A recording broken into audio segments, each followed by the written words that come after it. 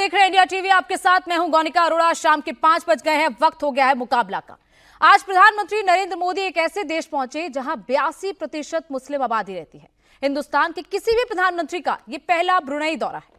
अपने इस दौरे में प्रधानमंत्री नरेंद्र मोदी भारत और ब्रुनेई के संबंधों को और मजबूत करने का तो काम करेंगे ही, और एक काम ऐसा भी करने जा रहे हैं जिसे हिंदुस्तान के उस तबके को जरूर देखना चाहिए जो पीएम मोदी को मुस्लिम विरोधी बताते हैं।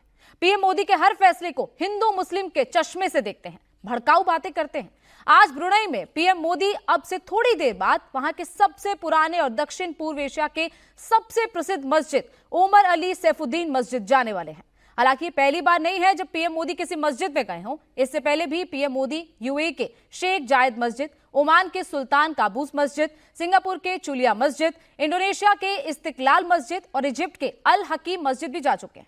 लेकिन ब्रुनेई के सुल्तान उमर अली सैफुद्दीन मस्जिद पीएम मोदी ऐसे समय में जा रहे हैं जब हिंदुस्तान के भीतर माहौल बिल्कुल अलग है। बात जातियों और धर्म की ज्यादा हो रही है। पीएम मोदी के हर फैसले पर हिंदू मुसलमान हो रहा है। वक्फ बोर्ड पर फैसला हो या फिर बात यूसीसी की हो, हिंदुस्तान में एंटी मोदी ब्रिगेड लगातार पीएम मोदी को टारगेट कर रहा है। ऐसे में पीएम मोदी आज जब ब्रुनेई के मस्जिद में मौजूद होंगे तो दुनिया भर के साथ हिंदुस्तान के भीतर भी बड़ा संदेश जाएगा। हालांकि इसमें कोई दो राय नहीं है कि इस दौरे को देखने का नजरिया भी अपनी अपनी सहूलियत के हिसाब से ही सबका होगा। लेकिन इन सब के बीच जो सबसे बड़ा सवाल है वो ये है कि जब मोदी चले हैं, मस्जिद तो कितना टूटेगा नैरेटिव, इसी पर करेंगे चर्चा। मेहमानों का रुख करते हैं। हमारे साथ इस वक्त तमाम मेहमान जुड़ चुके हैं। शहजाद पूनावाला बीजेपी प्रवक्ता इस वक्त हमारे साथ जुड़े हुए हैं। बाकी मेहमान भी हमारे साथ जल्द ही जुड़ेंगे। लेकिन सबसे पहले शहजाद, लगातार सवाल पूछे जा रहे हैं। प्रधानमंत्री नरेंद्र मोदी को हमेशा से मुस्लिम विरोधी कहा जाता है, बीजेपी को मुस्लिम विरोधी कहा जाता है, लेकिन आज की इस विजिट पर आज प्रधानमंत्री मस्जिद जाने वाले हैं और ये लगभग, अगर मैं सही हूं तो 7वां दौरा है मस्जिद या मजार, अगर हम दोनों को मिला दें तो 6 प्रधानमंत्री मस्जिद मजार में जा चुके हैं। और आज प्रधानमंत्री जिस मस्जिद में जाने वाले हैं उसको लेकर क्या कहेंगे, क्योंकि विरोधी तो फिर भी सवाल उठाएंगे। देखिए, जब जनता और नेता राजी तो क्या करेगा वोट बैंक का काजी।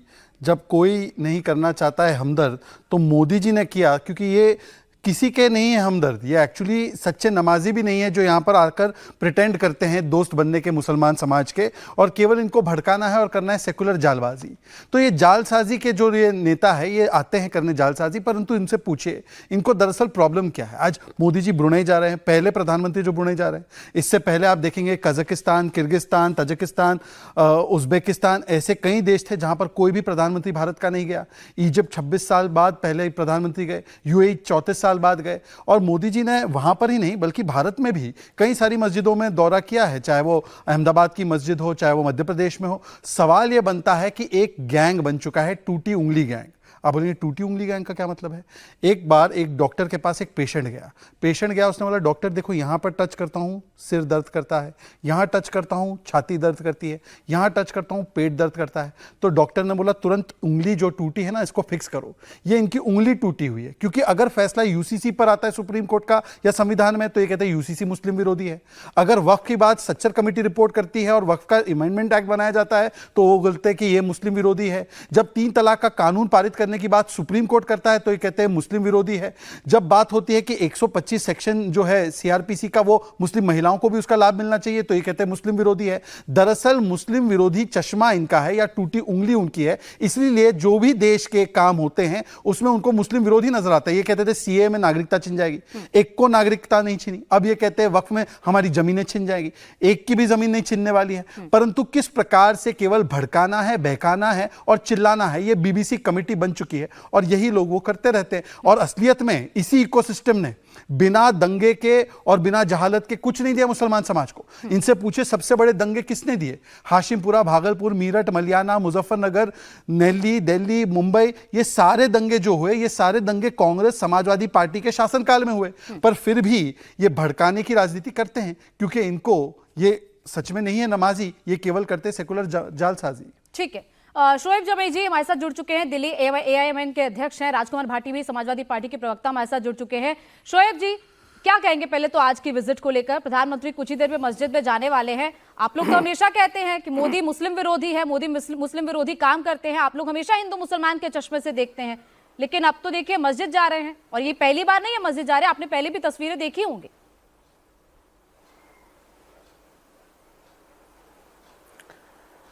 देखिए, अभी भाजपा के प्रवक्ता कह रहे थे जालसाजी।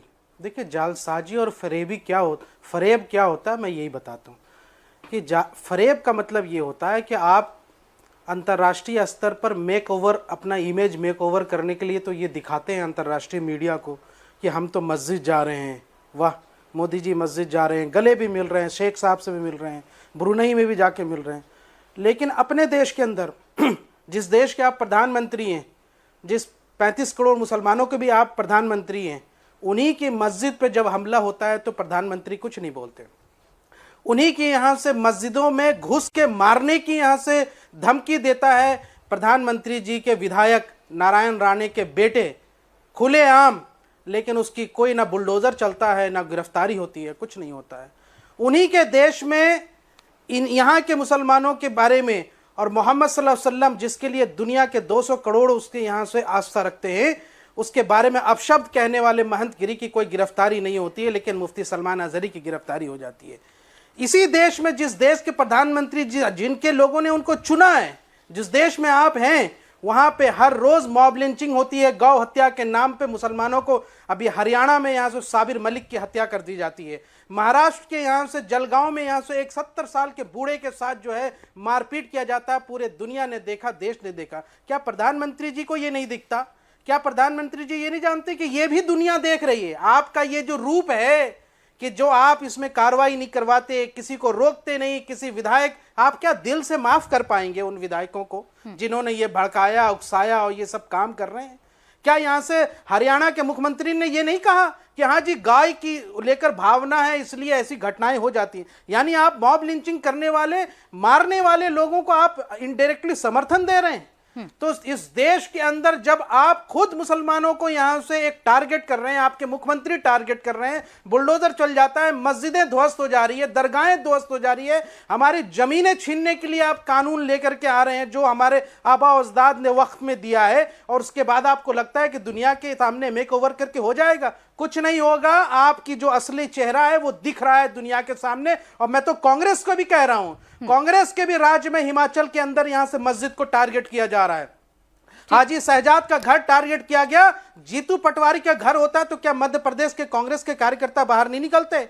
आपको मुसलमानों के लिए आवाज उठाने में दिक्कत होती है। तो ये दोनों हमारे यहां से मुसलमानों को बेवकूफ बना रहे हैं। एक खुला दुश्मन है, एक इनडायरेक्ट दुश्मन है। इन दोनों से लड़ने की जरूरत है, सियासी तौर पर भी, समाजी तौर पर भी। इसलिए मजलिस इत्तेहादुल मुस्लिमीन और हमारे राष्ट्रीय सदर बैरिस्टर असदुद्दीन ओवैसी साहब ने जो है पूरे देश में जो आवाज उठाई है, आज यहां से लोगों को समझ में आ रहा है कि कौन है उनका असली रहनुमा। और यही इस वजह से हम दिल्ली प्रदेश के अंदर में भी इन्हीं बातों को लेकर चल रहे हैं जहां जहां मुसलमानों को टारगेट किया जा रहा है। तो ये है असल मुद्दा। हाँ, शहजाद, डबल स्टैंडर्ड क्यों? जहां मुख्यमंत्री वो कह रहे हैं कि ऐसे बयान देते हैं, वहां पीएम मस्जिद में जा रहे हैं, तो आप लोग सिर्फ मेकओवर कर रहे हैं। आप लोग असल में मुसलमानों के दोस्त नहीं बनना चाहते, आप सिर्फ मेकओवर कर। अब देखिए, कौन सेकुलरिज्म का हिजाब डालता है और असलियत में कम्युनलिज्म का चेहरा लेकर घूमता है। अभी नितेश राणे की बात कर रहे थे, नितेश राणे पर तो 2 एफआईआर हुए, कोई उस बयान का नहीं, उनके पिता ने भी उस बयान का खंडन किया। परंतु मैं पूछना चाहता हूं, ये एमआईएम के एमपी रहे इम्तियाज जलील, चौराहे से लटका दो, सर तन से जुदा के नारे लगे जब असदुद्दीन ओवैसी की रैली चल रही थी, एक भी बार खंडन किया? छोड़ देते इस बात को। कांग्रेस के विधायक तेलंगाना से रशीद खान फिरोज, वसीम रिजवी का सर कलम कर दिया जाए, पार्टी ने एक भी बार उस पर कार्रवाई की? कोई एफआईआर हुई? नहीं हुई। चलिए छोड़ देते हैं। इन्होंने लिंचिंग की बात की, हरियाणा में जो लिंचिंग हुई उस पर सभी लोग गिरफ्तार हुए। परंतु मैं पूछना चाहता हूं, अंकित शर्मा कौन है, रतन लाल कौन है, चंदन गुप्ता कौन है, खेताराम भील कौन है, योगेंद्र यादव कौन है, योगेंद्र जाधव कौन है, दिलबर नेगी कौन है, विकास यादव कौन है, कमलेश तिवारी कौन है? कमलेश तिवारी के हत्यारों को इनकी जमात ने तो पैरवी करके उनके लिए लीगल एड इकट्ठा कर रहा है। और वैसे जय भीम बोलेंगे। खेताराम भील की हत्या इसलिए की गई क्योंकि वो दलित आदमी मुस्लिम लड़की से प्यार करता था। एक को ट्वीट आ गया हो असदुद्दीन ओवैसी का, लिंचिंग पर है ना, हमने तो लिंचिंग पर कानून बनाया बीएनएस में, सख्त से सख्त कानून, मौत की सजा का प्रावधान किया। और मैं सिर्फ इतना पूछना चाहता हूं, चलिए बाकी सब छोड़ देते हैं, सनातन समाप्त की बात की, मतलब कि केवल एक जगह पर घुसकर मारने की बात नहीं, पूरे सनातन समाज को समाप्त करने की बात किसने की? डीएमके के नेता ने की, कांग्रेस के नेताओं ने की। अब मुझे बता दीजिए कि क्या आप इसके पक्ष में हैं या आपने इसके खिलाफ एफआईआर करवाई हो, इसके खिलाफ बयान दिया हो, समाजवादी पार्टी ने इनके साथ, कांग्रेस पार्टी और डीएमके के साथ रिश्ता तोड़ा हो? नहीं तोड़ेंगे, क्योंकि हिंदुओं को गाली देना। अच्छा, समाजवादी पार्टी से याद आया, इनके एक नेता का बयान भी लेकर आया, सुनिए। 7 तारीख को तीसरे चरण में जो चुनाव होने जा रहे हैं, मैनपुरी का चुनाव जब हो जाएगा उसके बाद हम बता दें। ताकतवर हम बहुत है, बस सत्ता की ताकत में नहीं है। सुनिए। लड़के हमारे भरे बैठे हैं, हम ही उन्हें रोक के रख रहे हैं और हम चाहेंगे कि रुके रहे वो। ये जय श्री राम वाले ही हैं, निकाल देंगे इनका राम बाहर, रुक जाओ। अब बता दीजिए, जय श्री राम का राम निकाल देंगे बाहर? अब बता दीजिए कि इनके ऊपर पार्टी ने क्या करवाया कि ये तो मोहित खान को बचाते हैं, जो निषाद समाज की बच्ची का रेप करने के बाद बोलते हैं बच्ची का डीएनए और नार्को, और जब डीएनए हो जाता है तब भी वो उस नेता को डिफेंड करते हैं। राजकुमार भाटी भी हमारे साथ जुड़ गए हैं, प्रवक्ता। एक मिनट सर बाकी मेहमान भी जुड़े, एक रिएक्शन उनका ले लें। समाजवादी पार्टी के प्रवक्ता भी हमारे साथ जुड़ चुके हैं, मुस्लिम राष्ट्र मंच से भी हमारे साथ जुड़ चुके हैं मुफ्ती वजाहत कासमी जी, और इसके अलावा प्रोफेसर अनवर पाशा भी हमारे साथ आरजेडी के प्रवक्ता जुड़े हुए हैं। सबसे पहले भाटी जी, अब आपके पास आना चाहूंगी क्योंकि सवाल आप पर भी उठ रहे हैं। एमवाई की राजनीति तो आप लोग भी करते हैं, तो कोई खतरा तो नहीं लग रहा है आप लोगों को? क्योंकि कल भी प्रधानमंत्री ने कहा कि जहां जहां वोट कम पड़े वो तो नहीं छोड़ रहे हैं, वो बिल्कुल ये उम्मीद नहीं छोड़े हैं कि मुसलमान उनको वोट देंगे।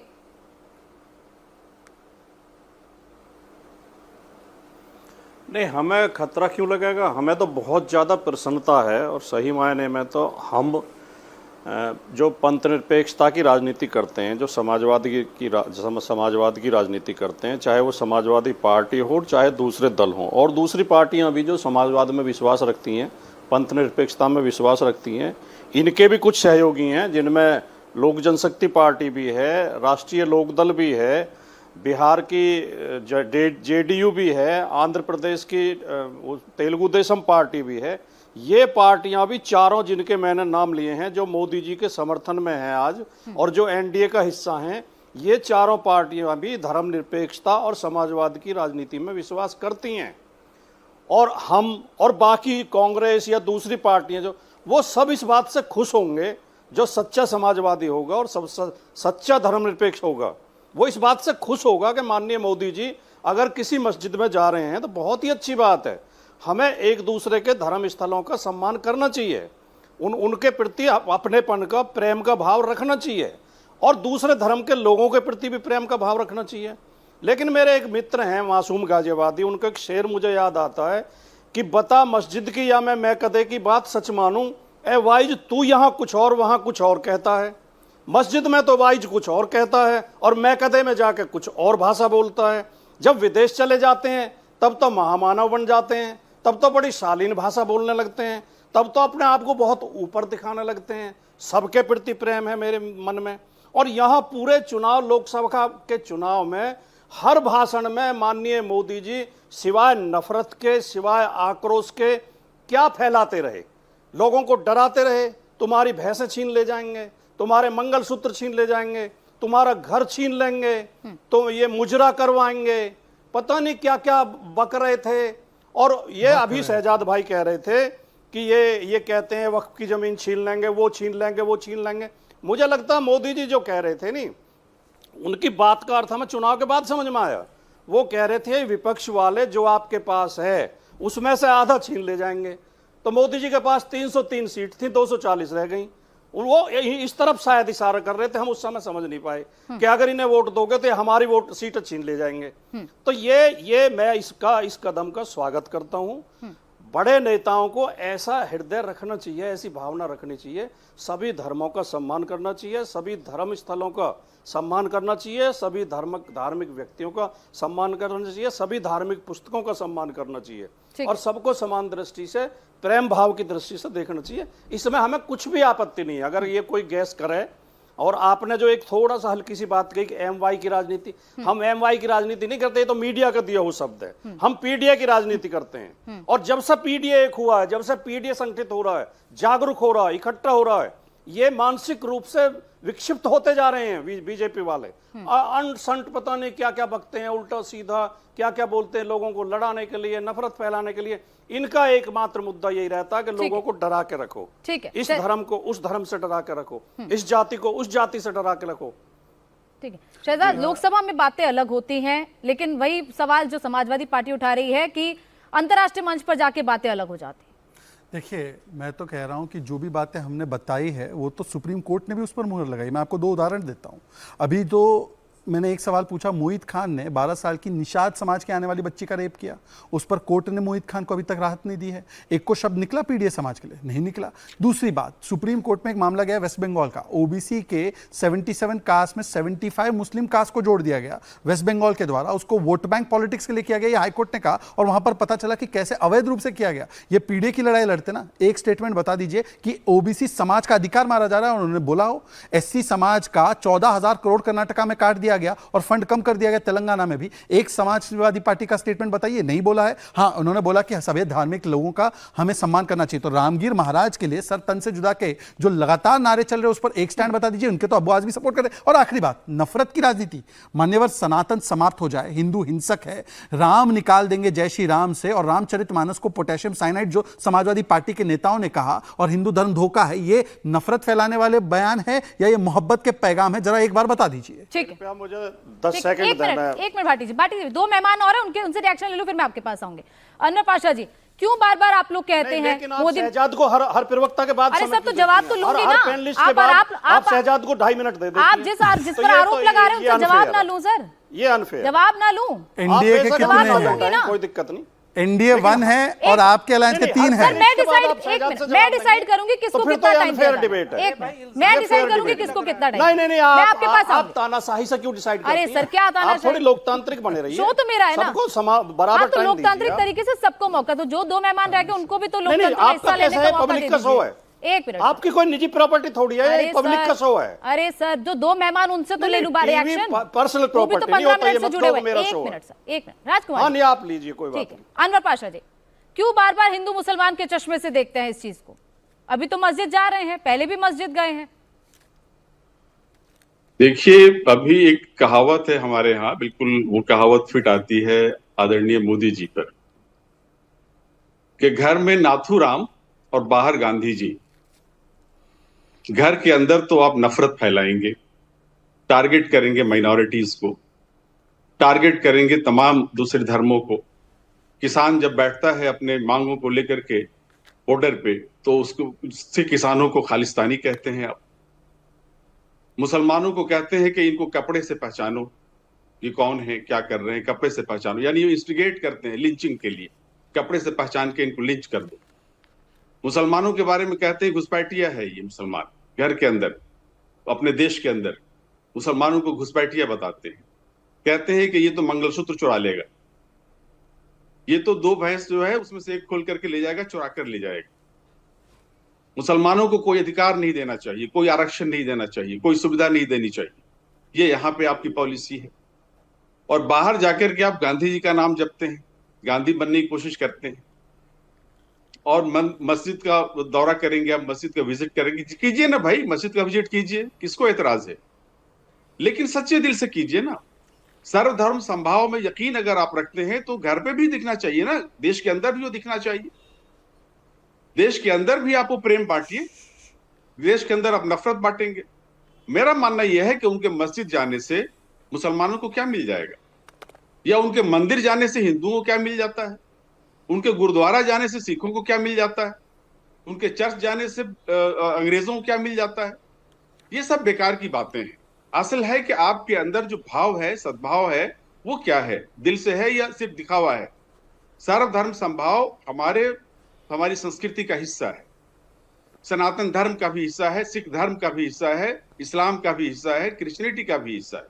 सर्वधर्म संभाव, और इसकी कदर होनी चाहिए, इसमें कोई किसी को परेशानी नहीं है। लेकिन जब आप दिखावा करते हैं, जब आप जाकर के बाहर दिखावा करते हैं कि आप बड़े हितैषी हैं मुसलमानों के, और घर के अंदर तो मुसलमानों को, देश के अंदर तो मुसलमानों को वंचित करने की साजिशें करते रहते हैं, मॉब लिंचिंग की साजिशें होती रहती हैं और चुप रहते हैं, लोग मारे जाते हैं मणिपुर में, आप चुप रहते हैं। ये जो पॉलिसी है ना, दोहरी पॉलिसी, ये दोहरी पॉलिसी एतराज के लायक है, इस पर एतराज है। उनके मस्जिद जाने से, मंदिर जाने से, गुरुद्वारा जाने से, चर्च जाने से कोई एतराज नहीं है हमें, बिल्कुल जाएं, लेकिन सच्चे भाव से जाएं, सच्चे दिल से जाएं, हम उसकी कद्र करेंगे। और अगर मोदी जी का हृदय परिवर्तन हो रहा है, अगर वाकई सर्वधर्म संभाव की तरफ वो आ रहे हैं, पिछले इलेक्शन में जो उनको जनता ने सीख दिया है, जो सबक दिया है, उसके आधार पर अगर वो आ रहे हैं सर्वधर्म संभाव की राह पर, तो हम उसका स्वागत करेंगे। लेकिन दिल से आए, दिखावा न करें इसे। ठीक है, घर में नाथूराम और बाहर गांधी जी, ये नहीं ठीक चलेगा। है, इस पर हमें इतराज। ठीक है कासमी जी, मुस्लिम राष्ट्र मंच का क्या स्टैंड है? क्योंकि बार बार ये देखिए विपक्ष तो सीधे सीधे ये आरोप लगा रहा है कि बाहर आप नाथूराम बन जाते हैं, माफ कीजिएगा, घर में नाथूराम बन जाते हैं और बाहर आप गांधी जी बन जाते हैं। क्या कहेंगे मस्जिद के दौरे? देखिए, मेरी बहन, मोदी जी तीसरी बार देश के प्राइम मिनिस्टर हैं और हमारे जो प्रवक्ता अभी यहाँ बोल रहे हैं, इनको ये याद होना चाहिए कि देश भर में भी कई मस्जिदों में मोदी जी पहले दौरा कर चुके हैं। एक बात तो ये है। दूसरी ये है कि मस्जिद अल्लाह का घर है और नबी पाक सल्लल्लाहु अलैहि वसल्लम के ज़माने में तमाम जितने वफूद आते थे तो मस्जिद एक दावत का स्टैंड होती थी। हमें नफ़रत की बातें नहीं करके इस बात पर इस्तकबाल हमें करना चाहिए कि मोदी जी मस्जिद आ रहे हैं, वो देश की मस्जिद में आए, किसी विदेश की मस्जिद में जाएं, स्वागत है हर जगह उनका। देश के जो हालात हैं वो डबल स्टैंडर्ड की बात हो रही है। उदयपुर की घटना पर, अमरावती की घटना पर ओवैसी जैसे लोग चुप थे। जब अकबरुद्दीन ओवैसी ये कह रहे थे कि सीता कहाँ पैदा हुई, राम कहाँ पैदा हुए, 15 मिनट में खाली करा लूंगा, फलाना करा लूंगा, MIM ने उनको 1 घंटे के लिए भी पार्टी से सस्पेंड नहीं किया। तो डबल स्टैंडर्ड की बात और डबल स्टैंडर्ड का मौका तो इनके पास हर वक्त रहता है। जब सुप्रीम कोर्ट साध्वी प्रज्ञा से कहता है कि आप बरी हैं, बम ब्लास्ट की मुलजिम नहीं है, तो मौलाना अरशद मदनी से लेकर के मुस्लिम पर्सनल लॉ बोर्ड तक सब कहते हैं कि सुप्रीम कोर्ट ने अच्छा फैसला नहीं सुनाया। और जब वही किसी दूसरे मौलाना के लिए फैसला आता है कि बम ब्लास्ट में मौलाना नहीं थे, तो ये कहते हैं कि सुप्रीम कोर्ट के शुक्रगुजार हैं, सुप्रीम कोर्ट ने अच्छा फैसला सुनाया है। और जो अभी शहजाद भाई कह रहे थे थोड़ी देर पहले कि ये एक गैंग है, वो तो और थोड़ा सा उसको तफसील से बता रहे थे। मैं दूसरे तरीके से कहूँगा कि ये नाराज फूफाओं का एक ग्रुप है कि इनको हर हाल में, आप CA की बात करें, NRC की बात करें, ट्रिपल तलाक की बात करें, मुसलमानों की तालीम की करें, जिस चीज़ की करें, ये कहेंगे कि सरकार जो है वो उल्टी तरफ जा रही है। और मुसलमानों को एक थिंकिंग हमेशा से दी गई है, एक सोच दी गई है कि वो सरकार के खिलाफ खड़े होते हैं और उनके हाथ में बाकायदा एक तरीके से बहुत ईंट और पत्थर लेकर के खड़े होते हैं कि सरकार वो BJP की रहे, जिसकी भी रहे, और वो सरकार के एंटी रहेंगे। और जितना कुछ मुसलमानों के साथ इस देश में होता है, यानी वो तालीम से वंचित है तो उसमें सरकार जिम्मेदार है, उनके पास मकान नहीं तो सरकार जिम्मेदार है, वो क्राइम करके जेल जाते हैं तो सरकार जिम्मेदार है। लीडरशिप ये बता रही है कि जो भी कुछ तुम्हारे साथ हो रहा है वो सरकार करा रही है। ये नहीं बता रही है कि इस्लाम का रास्ता ये है, इस्लाम का रास्ता दावत का रास्ता है, मस्जिद में आने वालों का स्वागत हर वक्त करना है, हर दम करना है, इस्तिकबाल करना है, उनको सम्मान देना है, उनको इज्जत देना है। इस्लाम ने कहा है कि तमाम दीनों की इज्जत करो, तमाम अदियान की इज्जत करो, तमाम मजहबी पेशवाओं की इज्जत करो। लेकिन ये अकबरुद्दीन ओवैसी जैसे लोग राम की माँ को बुरा कहेंगे, तो इसलिए आपके मुताबिक इस्लाम जमीर फरोशी की दावत देता है। बहुत अच्छे। अब देखिए, मैं आप बोल रहे थे तो मैंने इंटरप्ट नहीं किया। एक मिनट पाशा जी, आप बकवास कर रहे हो, आप बकवास कर रहे हो। जब आप बोल रहे थे तो मैंने इंटरप्ट नहीं किया। अब मैं बोल रहा हूँ तो आपके पेट में कोई तकलीफ नहीं होनी चाहिए किसी तरह की, आपको कोई तकलीफ किसी तरह की नहीं होनी चाहिए, क्योंकि आप भी वही नाराज फूफा हैं जिन्हें हर हाल में मोदी जी को गाली देनी है, जिन्हें हर हाल में मोदी जी को गाली देनी है। आप वही नाराज फूफा हैं, आप वही नाराज फूफा हैं। ठीक है, सुनिए, बात पूरा होने दीजिए, मेरी बात पूरा होने दीजिए। मैंने आपकी बात में कोई इंटरप्ट नहीं किया, मेरी बात पूरा होने दीजिए। जमीर फरोशी का मजहब नहीं है। ठीक है पाशा जी, ठीक है कासमी जी, ठीक है पाशा, दोनों की बात सुनिए। जमीरी सिखाता है। ठीक है, ओके। शोएब जमी जी, क्या करें ऐसा मोदी? आप बकवास करते कासमी जी, रहो, बकवास से कुछ नहीं होगा, आप इस्लाम के रास्ते पर नहीं है। सर, ये बकवास जैसे शब्दों का ना इस्तेमाल इन्होंने करें। PM के लिए भी बोला था, भाटी जी ने PM के लिए भी बोला था। मैं यहाँ पे एक मिनट बात कर रही है। शोएब जमाई जी, एक मिनट पाशा जी, एक मिनट। ठीक है, मैंने बोल दिया उनको। जमाई जी, क्यों क्या करें मोदी ऐसा कि आप लोगों को लगे कि नरेंद्र मोदी मुसलमानों के हक में काम गाली दूं तो मैं पक्का मुसलमान हूँ, देश के प्रधानमंत्री का सम्मान करूंगा तो मैं जमीर फरोश हूँ। कहाँ से लाए ये तराजू? ठीक है, ये कौन सी तराजू लेकर के बैठे हैं? ये तो जिल्लत और रुसवाई की बात है। क्या सारा मुसलमान इसी बात के लिए पैदा हुआ कि अरे सर, गाली देगा? सुन लिया आपकी बात, ओके, सुन ली। सबसे बड़ा तराजू शोएब जमाई जी, आपके हाथ में है। पाशा जी बीच बीच में नहीं, प्लीज आप दोनों बीच बीच में ना बोलो। जमीर को एक मिनट, मैं जमाई जी से सवाल पूछ रही हूँ। क्या करें नरेंद्र मोदी ऐसा कि आपको लगे कि नरेंद्र मोदी मुसलमानों के हक में काम कर रहे हैं? वो मस्जिद जा रहे हैं तब भी आप लोगों को लगता है कि नहीं ये तो दिखावे के लिए जा रहे हैं। वो मुस्लिम औरतों के लिए कानून लेकर आते हैं, आप लोगों को तब भी लगता है कि नहीं सिर्फ दिखावा हो रहा है। क्यों आप लोगों को ऐसा लगता है? क्या करें ऐसा नरेंद्र मोदी?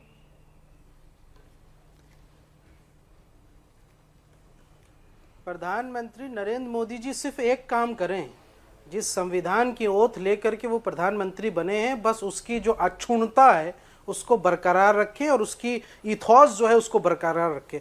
हम ये नहीं कहते कि वो मुसलमानों के लिए ये करें फला करें या किसी एक वर्ग, अरे वो देश के प्रधानमंत्री, उनके लिए, उनके तो सबके लिए करना है, चाहे वो हिंदू मुसलमान हो, चाहे उनको कुछ ने वोट दिया हो या ना दिया हो। लेकिन सवाल ये होता है कि जब आप एक पक्षपात करते हैं और किसी के साथ जुल्म हो रहा हो और आप उसकी यहाँ से उसके पर आप बोलते तक नहीं है, आपकी कोई स्टैंड नहीं होता है। किसी भी देश की यहाँ से बहुसंख्यक आबादी की जिम्मेदारी होती है कि उसके अल्पसंख्यकों की हिफाजत करे या उसके लिए स्टैंड ले। एटलीस्ट कम से कम प्रधानमंत्री को इस पर बोलना चाहिए था। मैं दो महत्वपूर्ण बातें सिर्फ आपके माध्यम से पूरे देश के लोगों को रखना चाहता हूं कि आप ये पैमाना मत बनाइए कि फला पार्टी ने ये कहा तो वो कहा तो ये हम भी ऐसा करेंगे। तो क्या आपका पैमाना भी वही है? फिर आप सत्ता में क्यों हैं? किस नैतिकता की बात कर रहे हैं आप? क्या कठुआ में रेपिस्ट का समर्थन करने वाले आपके लोग नहीं थे? क्या बिल्किस बानो के रेपिस्ट को माला पहनाने वाले आपके लोग नहीं थे? तो नैतिकता तो आपके पास भी नहीं है, दूध के धुले आप नहीं है, इसलिए कोई अपर हैंड नहीं है अगर दूसरे फला ने ये किया वो किया। दूसरी बात कि किसी राजनीतिक पार्टी के लोगों ने क्या बयानबाजी की है उसकी तुलना आप मुसलमानों के खिलाफ डायरेक्ट किए गए यहां से नफरती भाषण का यहां से उसमें तुलना नहीं कर सकते। वो तो एक समाज के लोग, चाहे संत हो या हिंदू संगठन के लोग हों, वो सीधे सीधे मारने और काटने की बात कर रहे हैं, धर्म संसद लगा के बात कर रहे हैं। बांग्लादेशी मुसलमानों और हिंदुओं के नाम पर इस देश के मुसलमानों को ये काटने और मारने की बात हो रही है। मैं ये कह रहा हूं। और आखिरी बात कि हमारे बैरिस्टर असदुद्दीन ओवैसी साहब ने, राष्ट्रीय अध्यक्ष ने ये कहा कि ये जो रंग बिरंगे लोग पहन करके जो जाके यहाँ से मंत्रियों से मिलते हैं और कहते हैं कि नहीं आपने तो बहुत अच्छा काम किया, वक्त ला करके आए, आप सीए भी बहुत अच्छा लेकर के आए। अरे भाई कभी तो मरोगे, मौत सबको आनी है बिल आखिर, और आखिरत में जवाब भी देना है। क्या अल्लाह के नबी सल्लल्लाहु अलैहि वसल्लम को मुंह दिखाओगे कि यहाँ से ये जो वक्त की जमीन है ये इबादत है, ये इबादत है, और इस इबादत में यहां से अगर आप कुछ तरद्दुद कर रहे हैं और आप उसका समर्थन कर रहे हैं, यानी आप यहां से एक नाहक के साथ यहां से आप खड़े। कैसे उलमा वो लोग हैं या उनको माना जाए? यही उलमा सू कहा जाता है जो फी नारे जहन्नम जिनके बारे में कहा गया। तो आखिरत में तो जवाब देना है। दुनिया में आप किसी से यहाँ से आप उससे यहाँ से फायदा उठा सकते हैं दुनियावी स्तर पर, लेकिन मैं जवाब दे दूं, बहुत सारे पॉइंट इकट्ठा हो गए। ठीक है, अपना जवाब बीजेपी से ले। ठीक है, जवाब देने का अवसर दीजिए। मैंने सभी की बातें सुनी, मैंने सभी की बातें सुनी, बोले बीजेपी में शामिल। मैं सभी की बातें सुनने के बाद जवाब दे रहा हूं, एक भी बार बीच में नहीं बोला। एक मिनट जमाइए। ठीक है ठीक है ठीक है, सुन लिया। अब जवाब ले लूं मैं आपके सारे आरोपों के जवाब। अभी उन्होंने कठुआ की बात की, इनको शायद याद नहीं है कि कठुआ के बलात्कारियों का समर्थन करने वाले लाल सिंह को हमने पार्टी से निकाला, कांग्रेस ने उसको जाकर टिकट दिया। तो इंडिया लाइन से पूछिए, मोहित खान के साथ भी है, लाल सिंह के साथ भी है, छोड़ देते, वो विषय नहीं है आज का। इन्होंने बोला संविधान के साथ खड़े होना चाहिए, बिल्कुल सही बात है, संविधान के साथ खड़े होते हैं। आइए बोलिए कि 3 तलाक के कानून के साथ सुप्रीम कोर्ट ने सुना है फैसला, यूसीसी के साथ सुप्रीम कोर्ट ने इसकी वकालत की, और ये आया जब संविधान बना था तब अंबेडकर जी ने डाला था।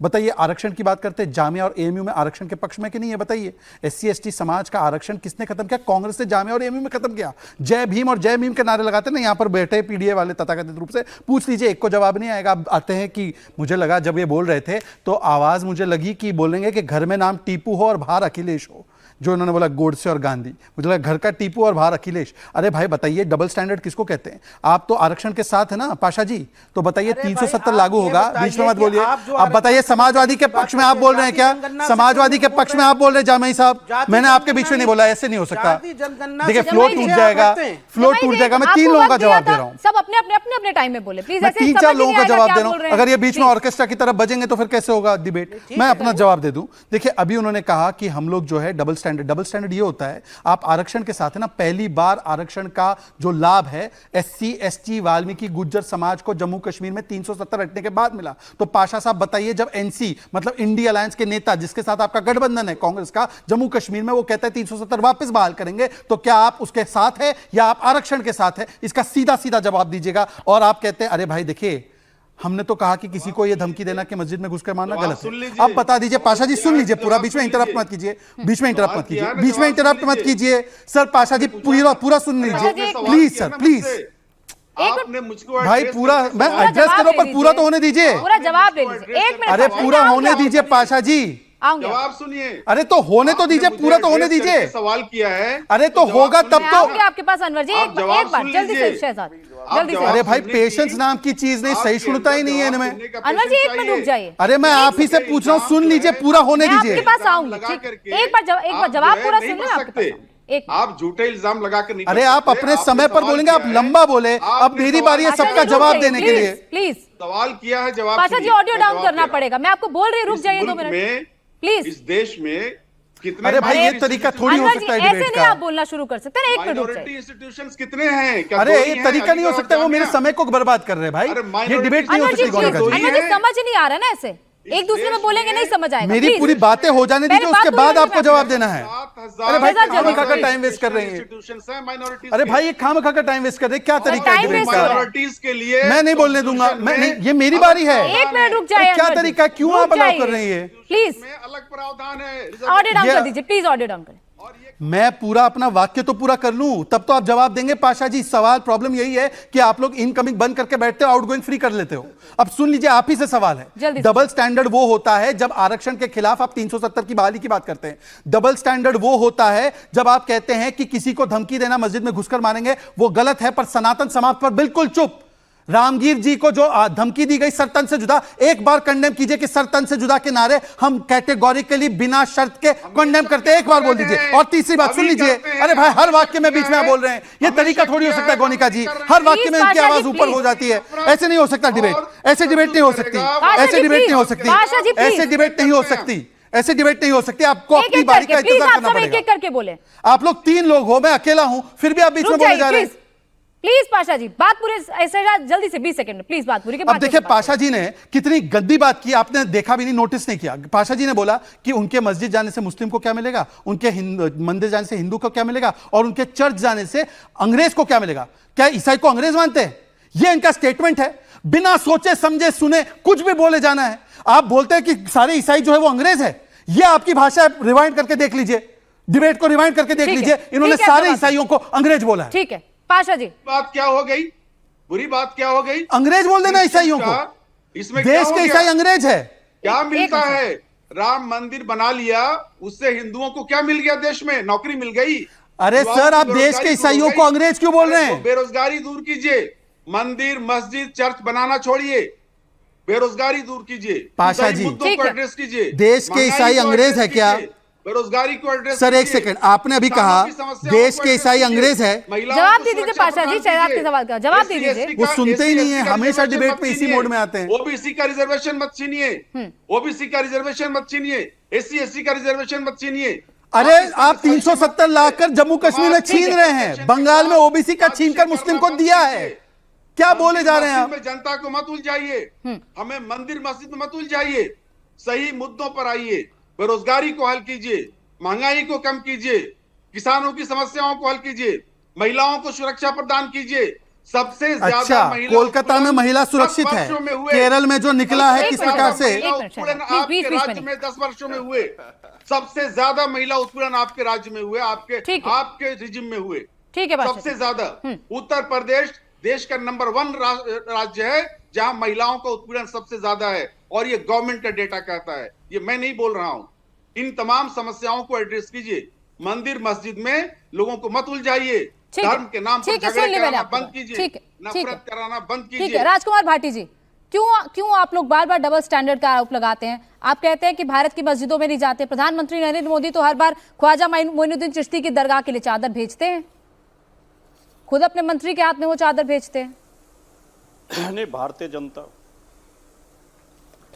जनता पार्टी का ग्रास रूट लेवल से लेकर सबसे निचले कार्यकर्ता से लेकर सर्वोच्च नेता तक, माननीय मोदी जी जो देश के प्रधानमंत्री हैं, ये सभी लोग, इनकी आदत है, इनके करैक्टर में शामिल है कि ये डबल स्टैंडर्ड रखते हैं, डबल भाषा बोलते हैं, यहाँ कुछ और कहेंगे वहाँ कुछ और कहेंगे। और एक तो मुझे बड़ा आश्चर्य है कि भाई शहजाद पूनावाला को, वैसे तो पूरी बीजेपी शिकार है, समाजवादी पार्टी को कितना फोबिया हो गया है कि विषय कोई भी हो, आरोप किसी और ने भी लगाया हो, घुमा फिरा के लाएंगे समाजवादी पार्टी के ऊपर ही। मैंने कभी ये कह दिया कि यहाँ नाम कुछ और लेते हैं, वहां नाम कुछ और लेते हैं, वो तो किसी और ने कहा था। लेकिन इन्हें भय समाजवादी पार्टी से, पीडीए का नाम लेके आरोप लगाएंगे। अभी इन्होंने कहा पीडीए आरक्षण के ऊपर हमला हो रहा है, पीडीए चुप है। आरक्षण के ऊपर सबसे बड़ा हमला उत्तर प्रदेश की शिक्षक भर्ती में हुआ है, जिसमें राष्ट्रीय पिछड़ा वर्ग आयोग ने रिपोर्ट दी है, जो कि मोदी जी के अधीन ही आता है। उत्तर प्रदेश हाई कोर्ट ने रिपोर्ट दी है, और अब तो हाई कोर्ट ने, जब योगी जी ने हाई कोर्ट का आदेश नहीं माना, हाई कोर्ट का आदेश था कि 6800 पिछड़े वर्ग के टीचर्स की भर्ती और की जाए। उनकी सीटों की आपने चोरी की है, आपने बेईमानी की है, आपने आरक्षण के नियमों में हेरफेर किया है। तो योगी जी ने माना नहीं, तो हाई कोर्ट ने वो भर्ती कैंसिल कर दी, और हाई कोर्ट ने कहा कि नए सिरे से सूची बनाओ। कल भी लखनऊ में पिछड़े वर्ग के छात्रों पर लाठियां चली हैं, पुलिस ने लड़कियों की लड़कों की पिटाई की है। वो एक इनके सहयोगी मंत्री के आवास पर प्रदर्शन कर रहे थे कि हाई कोर्ट के आदेश का पालन किया जाए। जो इतनी घोर विरोधी, पिछड़ा वर्ग की घोर विरोधी सरकार है, और इनके मुख्यमंत्री इतने घोर जातिवादी हैं कि जब एक अपराध की घटना, छेड़छाड़ की घटना लखनऊ में होती है, 16 लोग गिरफ्तार होते हैं, तो सदन के अंदर बड़े खड़े होकर मुख्यमंत्री केवल 2 लोगों के नाम लेते हैं, पवन यादव और अरबाज खान। इन्हें केवल यादवों, पिछड़ों, मुस्लिमों, इनसे नफरत है, इनको बदनाम करना है। जबकि उसमें मिश्रा जी भी थे, तिवारी जी भी थे, ठाकुर साहब भी थे, गुप्ता जी भी थे, बाकी किसी का नाम नहीं लेते हैं। इतने घोर जातिवादी हैं। और एक अभी आप हमारे मुस्लिम मंच वाले भाई बोल रहे थे कि सुप्रीम कोर्ट ने प्रज्ञा ठाकुर को बरी कर दिया। कब कर दिया भैया? अभी तो लोअर कोर्ट में ही केस चल रहा है, अभी तो वहीं का फैसला नहीं आया। अभी तो बार बार वो तारीख खींचती रहती हैं, बीच बीच में एब्सेंट हो जाती हैं, उनके खिलाफ वारंट जारी होते हैं। आप कह रहे हो सुप्रीम कोर्ट ने बरी कर दिया उन्हें दंगों में। तो इस तरह का झूठ बोलना, इस तरह का झूठा प्रोपेगेंडा करना इनकी आदत है। ठीक है। और शहजाद भाई, आप कह रहे थे उनको घर में टीपू कहते हैं, बाहर अखिलेश यादव कहते हैं। मैंने ये यादव हर तो आदमी बोला के ही कुछ नहीं था। प्यार के नाम होते हैं। मैंने यादव, किसी को अब देखिए पप्पू भाटी जी, कहते हैं, प्रॉब्लम किसी क्या को- होती है ना किसी को कि फेकू कहते अब हैं। देखिए, सुनिए, प्यार से अब लोग सुनिए, अलग-अलग आपने नाम बाबू रख बोला लेते है, हैं, अब ये मेरा इसमें जवाब ले क्या लीजिए। बात है? अब किसी आपने को बोला है, रंगा मेरी पिला बात के सुन कहते लीजिए। हैं। अब वो मत कीजिए जो पाशा जी कर रहे थे, सुन लीजिए। आप उन्होंने, उतावले सुन हो गए, लीजिए लेकिन भाई आप साहब। बीच में भाटी जी, मैंने आपके शोर बीच में नहीं बचा बोला। रहे थे कि आप कहते हैं कि भाटी भाई जी ने, बीच में नहीं आपने बोल मुझे सकती। रिफर किया तो जवाब भी लेकिन सुन लीजिए, आप बीच में मत बड़े बोलिए। उतावले हो ठीक है गए। भाटी जी। भाटी जी, आपने बोला, आप सुन लीजिए। मैंने, क्यों उन्होंने फोबिया आप कहा, लोगों को समाजवादी धमकाए पार्टी? मत करो शहजाद भाई, आप एक मिनट। बेशक आपकी सरकार है, लेकिन धमकाए मत करो यार। अब सुन लीजिए।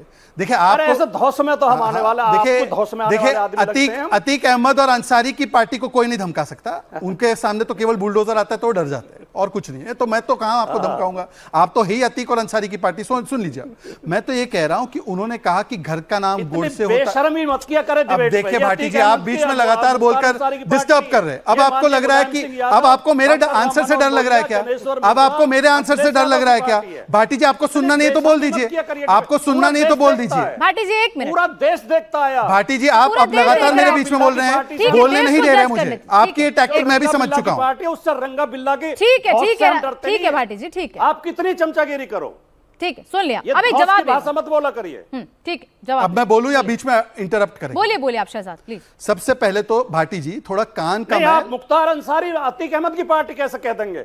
ये डॉक्टर आप हमको कुछ भी कह दे, आप हर वाक्य में इनको इंटरप्ट करने दे। गोनिका जी, ये क्या तरीका है? मुझे बताइए, मैं भाटी जी, कैसे एक जवाब मिनट, दूं? प्लीज। वो अपना पूरा बोले, मैंने पूरा भाटी सुना। जी। अब मेरी बारी आती है तो या तो भाटी जी, पाशा या तो ये एक इंटरप्ट, मिनट। हर आप भी वाक्य में आरोप इंटरप्ट। लगाते हैं, वो भी आरोप लगा रहे हैं, अपने समय में जवाब दीजिएगा।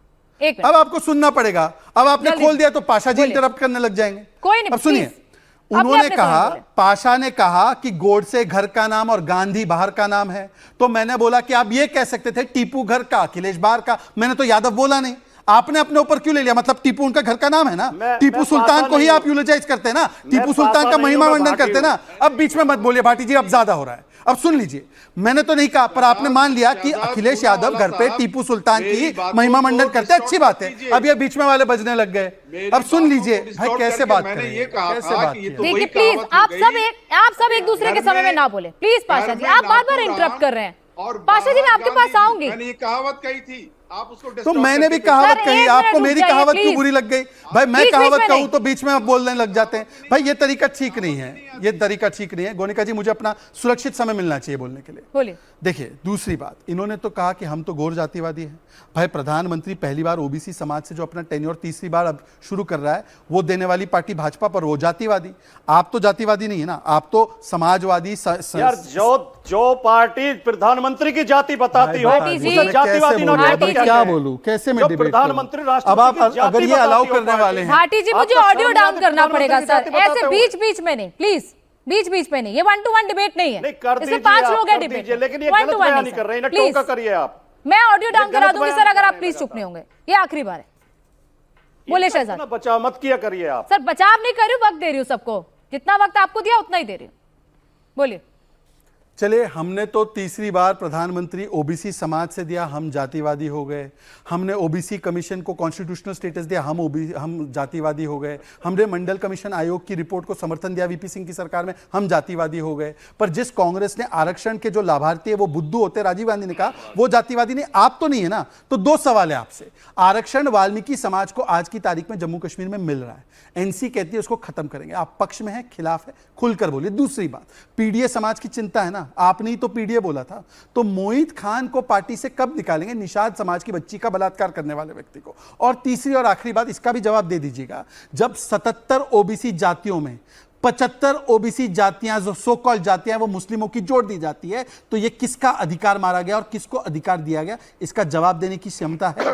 ये तो हाई कोर्ट ने बोला कि ये वोट बैंक के लिए किया गया। अब तो बताइए, मुस्लिम कहते हैं हमारे में जातियां नहीं, और 75 जातियां 77 में से ओबीसी में मुस्लिमों की डाल दी जाती है। और समाजवादी पार्टी जो एमवाई फैक्टर की बात करती है, वो एक शब्द नहीं बोलती, पीडीए की बात बोलती, एक शब्द नहीं बोलती। ये होता है दोहरा चरित्र, दोहरे मापदंड, इसीलिए आपके मुंह से एक शब्द नहीं निकलता और आप बीच में इंटरप्ट कर। ठीक है, प्रधानमंत्री नरेंद्र मोदी कुछ ही देर में ब्रुनेई की मस्जिद में पहुंचने वाले हैं, लेकिन हर बार प्रधानमंत्री को मुस्लिम विरोधी क्यों कहा जाता है, इसी पर मुकाबला में चर्चा जारी है। सभी मेहमान हमारे साथ बने हुए हैं। पाशा जी, क्यों बार बार आप लोग ये कहते हैं कि मोदी मुस्लिम विरोधी है, जबकि देखिए अब हर बार सवाल यही उठते हैं कि आप लोग भी तो वैसी राजनीति करते हैं। और प्रधानमंत्री ने कल जब संबोधन दिया, जब बीजेपी का सदस्यता कार्यक्रम चल रहा था, तब उसमें पीएम ने कहा कि जहां जहां वोट कम मिले वहां पर ज्यादा जोर देना है। यानी उन्होंने तो नहीं छोड़ा अभी भी ये उम्मीद कि मुसलमान उनको वोट देंगे। मोनिका जी, ये आजाद भारत में पहली बार एक ऐसी सरकार है इस वक्त सत्ता पे गठबंधन के साथ, जिसको एनडीए की सरकार कहते हैं। उस सरकार में एक भी मुस्लिम लोकसभा का मेंबर नहीं है। आजाद भारत के इतिहास में पहली बार ऐसा हुआ है। दुनिया की सबसे बड़ी पार्टी कहती है भाजपा अपने आप को, एक मुसलमान को टिकट नहीं देती। उत्तर प्रदेश में 402 सीटें हैं असेंबली की, एक मुसलमान को टिकट नहीं देती है भारतीय जनता पार्टी। यानी भारत को मुस्लिम मुक्त राष्ट्र बनाने की कोशिश है। एक मिनिस्ट्री हुआ करती थी, माइनॉरिटी अफेयर्स मिनिस्ट्री, वो मिनिस्ट्री आज कहां है? कौन है उसका मिनिस्टर? किसी को है पता? उस मिनिस्ट्री का कार्यक्षेत्र क्या है? उस मिनिस्ट्री का बजट क्या है? मौलाना आजाद फाउंडेशन होता था उसी मिनिस्ट्री के तहत, वो कहां है? खत्म कर दिया गया। मौलाना आजाद फेलोशिप होती थी, गरीब छात्रों के लिए फेलोशिप मिलती थी, उस फेलोशिप को खत्म कर दिया गया। यही नहीं, इस तरह के तमाम वो एक्शन जो माइनॉरिटीज को हर्ट करने वाले एक्शन हैं, जो माइनॉरिटी के अधिकारों से वंचित करने वाले एक्शन हैं, ये तमाम एक्शन पिछले 10 वर्षों में हमने देखा है। न उनकी जीवन सुरक्षित है उनका, और न उनका प्रॉपर्टी उनका कुछ भी सुरक्षित नहीं है। जब जी चाहे मनमान्य तरीके से बुलडोजर चलाए जाते हैं मुसलमानों के घरों पे चुन चुन करके। अगर आप देखें बुलडोजर कहां कहां चले हैं, तो शायद 1% केस ऐसा मिलेगा जिसमें दूसरे लोग हैं। 99% मुसलमान है, जिस पर अभी सुप्रीम कोर्ट ने कल बहुत ही सख्त फटकार लगाई कि न अदालत, न कोई कोर्ट, न कोई इन्वेस्टिगेशन, कुछ नहीं, और मनमाने तरीके से आप भेज देते हैं बुलडोजर कि जाके मुसलमानों के घरों को गिरा के आ जाओ। ये सारी चीजें क्या इंडिकेट करती हैं?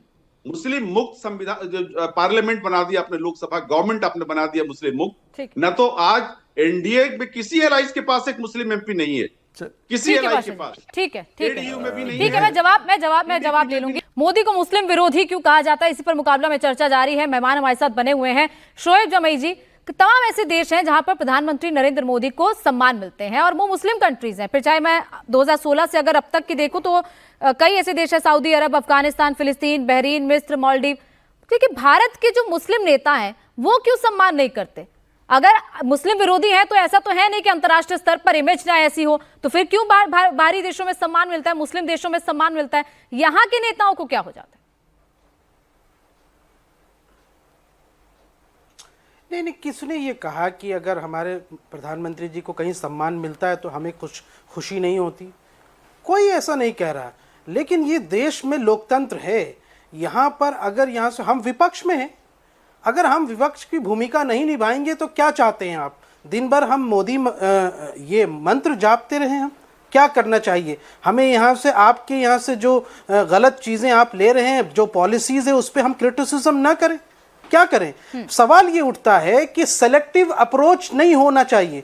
आप अगर यहाँ से कोई बंगाल में कुछ हो रहा है तो आपका खून खौलता, आप सड़कों पे आ जाते हैं, दिन भर यहाँ से चर्चाएं होती हैं। लेकिन यही काम आपके भाजपा शासित राज्य में होता है तो यहाँ से किसी का खून नहीं खौलता।